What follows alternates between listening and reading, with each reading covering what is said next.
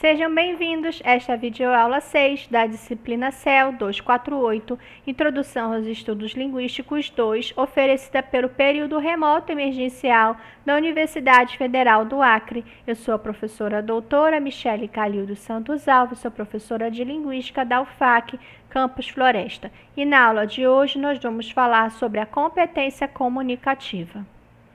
Antes de nós entendermos o que é competência comunicativa, nós precisamos entender o que é competência linguística. Bem, lá no início do século XX, vocês já sabem, o linguista suíço Ferdinand Saussure propôs a distinção entre língua e fala. Para ele, a língua é um sistema abstrato, partilhado por uma comunidade de falantes e que ganha realidade concreta na fala. Muitos anos depois, em 1965, Noam Chomsky retomou a distinção entre língua e fala com algumas alterações e ele propôs a dicotomia competência e desempenho, ou performance. A competência para Chomsky tem caráter abstrato, enquanto o desempenho tem caráter concreto. Então, de acordo com a teoria proposta por Chomsky, a gramática gerativa deveria estudar a competência linguística, ou seja, o conhecimento que todo falante tem de um conjunto de regras que lhe permite produzir e compreender um número infinito de enunciados e também reconhecer os enunciados que são bem formados de acordo com as regras da língua.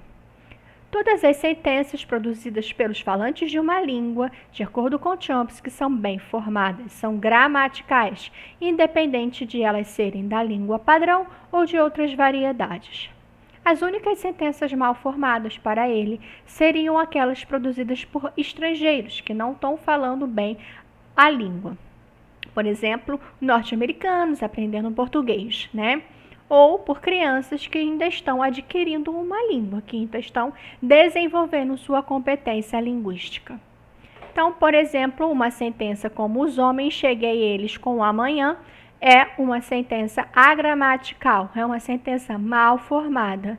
Essa sentença não seria nunca produzida por um falante nativo de português brasileiro. Poderia ser formada, talvez, por um falante que esteja aprendendo português, né? Um falante estrangeiro, ou uma criança, né? Mas dificilmente uma criança produziria algo assim, certo? Então, essa sentença é agramatical porque não respeita as regras morfossintáticas e semânticas da competência dos falantes. Todo falante nativo de português, então, independente do grau de monitoração estilística, produz sentenças gramaticais. Todas são bem formadas e todas obedecem às regras do sistema da língua, que aquele falante internalizou quando era criança. Não importa se as sentenças seguem as regras da língua padrão ou de outras variedades, como as rurais e a urbana. Todas são gramaticais e bem formadas. Portanto, o conceito de erro não existe dentro da competência linguística. O conceito de erro só existe dentro das gramáticas normativas. E vocês já sabem, o conceito de erro para as gramáticas normativas é tudo aquilo que não siga as regras da língua padrão. Mas nós sabemos que isso não é verdade. Nós não podemos considerar como erro as frases que não seguem a língua padrão, né? Então, a linguagem usada, por exemplo, no polo rural e urbano, não é a língua padrão, né? Mas não deixa de ser uma sentença bem formada, certo? Então, é simplesmente diferente da língua utilizada no polo urbano, em estilos mais monitorados, né? Então, nós podemos concluir que tanto as sentenças do polo urbano quanto as sentenças do polo rural e urbano são bem formadas, são gramaticais, certo? De acordo com a nossa competência linguística, não violam regras nenhuma do nosso sistema linguístico do português do Brasil. Então, sentenças escritas por Machado de Assis ou faladas por Chico Bento, ambas são sentenças bem formadas, tá? As diferenças são: no texto de Chico Bento e Machado de Assis, no primeiro caso de Chico Bento, nós temos, então, uma fala situada no contínuo, no polo rural, né? e já a escrita de Machado de Assis, uma escrita situada no polo urbano, né? Além disso, Chico Bento, a fala de Chico Bento é um evento de oralidade, não monitorado, enquanto o texto de Machado de Assis é um exemplo de um evento de letramento, que requer mais planejamento e monitoração, para vocês verem quantas diferenças existem, né? E a gente não pode comparar e dizer que a língua do Chico Bento é uma língua errada, tá? Isso não é verdade, de acordo com a linguística. Nenhum falante usa mal a sua língua materna, de acordo com Chomsky, né? E aí nós vimos que o uso da língua materna, no caso o português do Brasil, vai depender da variação dos três contínuos, né? De acordo com Bortoni e Ricardo na última aula. Então, enquanto a competência linguística é abstrata e consiste no conhecimento internalizado que o falante tem das regras de sua língua materna, o desempenho consiste no uso efetivo desse conhecimento em situações reais de comunicação. Logo que o Chomsky propôs essa dicotomia, né, competência e desempenho, muitos linguistas vieram criticar ele e ofereceram reformulações. E um desses linguistas foi o sociolinguista norte-americano Dale Hymes, em 1966. Então, para Hymes, o maior problema do conceito de competência linguística é que a competência linguística não dá conta das questões da variação linguística. Então, Hymes propõe um novo conceito para substituir a competência linguística, que é o conceito de competência comunicativa. Então, a competência comunicativa é muito ampla. Ela inclui não só as regras do nosso sistema linguístico, né, que regulam a formação e a compreensão das sentenças, mas também inclui as regras sociais e culturais que definem a adequação da fala. Então, a competência comunicativa, ela permite um falante saber o que falar, como falar, de acordo com o seu interlocutor específico em qualquer circunstância. A principal novidade da proposta de Dale Hymes é ter incluído a noção de adequação linguística. Então, quando nós fazemos uso da língua, nós aplicamos não só as regras para formar as sentenças, né? Mas também nós fazemos uso de normas de adequação definidas em nossa cultura. Então, essas normas dizem quando, como, né, monitorar o nosso estilo. Então, existem situações que exigem mais formalidades, seja porque estamos diante de um interlocutor desconhecido, né, que mereça mais consideração, então a gente vai usar um estilo mais monitorado. Já se estamos em uma situação de descontração, com interlocutores que a gente já conhece, já tem familiaridade, né?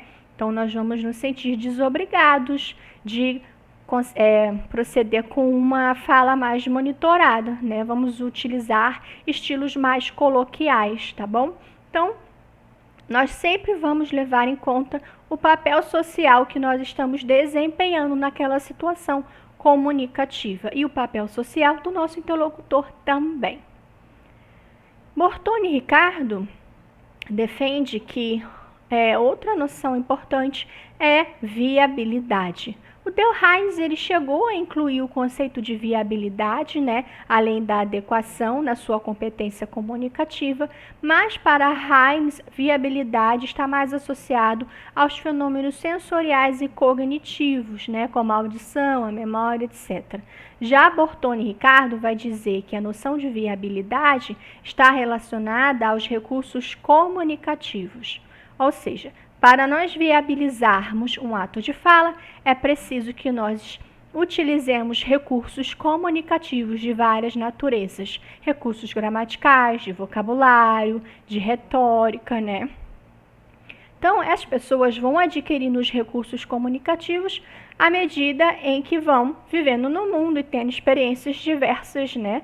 E nas mais diferentes esferas sociais, né? E passam a assumir vários papéis sociais diferentes, né? O papel de mãe, o papel de filho, né? O papel de aluno, né? Um papel de um trabalhador, né? Enfim. nós circulamos por vários espaços na sociedade, assumimos diferentes papéis. E a escola tem uma função muito importante, porque quando as crianças chegam na escola, eles só têm o domínio, né, de um papel social, né, que está mais localizado, né, focado no seu ambiente familiar, né? Porém, quando ele chega na escola, ele tem que se preparar para viver no mundo, né, em que ele vai ter contato com diferentes interlocutores e vai passear por diferentes tipos de situações comunicativas, né, em várias esferas sociais, né, em vários tipos de contextos, certo?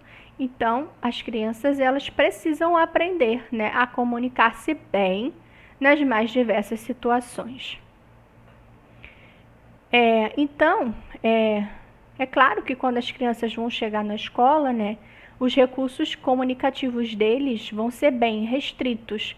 Então, é papel da escola ampliar essa competência comunicativa dos alunos, permitindo que eles se apropriem de recursos comunicativos necessários para desempenharem bem, com segurança, nas mais diferentes tarefas linguísticas do dia a dia. Então, eles vão precisar de recursos comunicativos bem específicos para fazer uso da escrita nos mais diversos gêneros textuais, né? Nos mais diferentes tipos de uso da língua oral e também da língua escrita, em estilos também menos ou mais monitorados.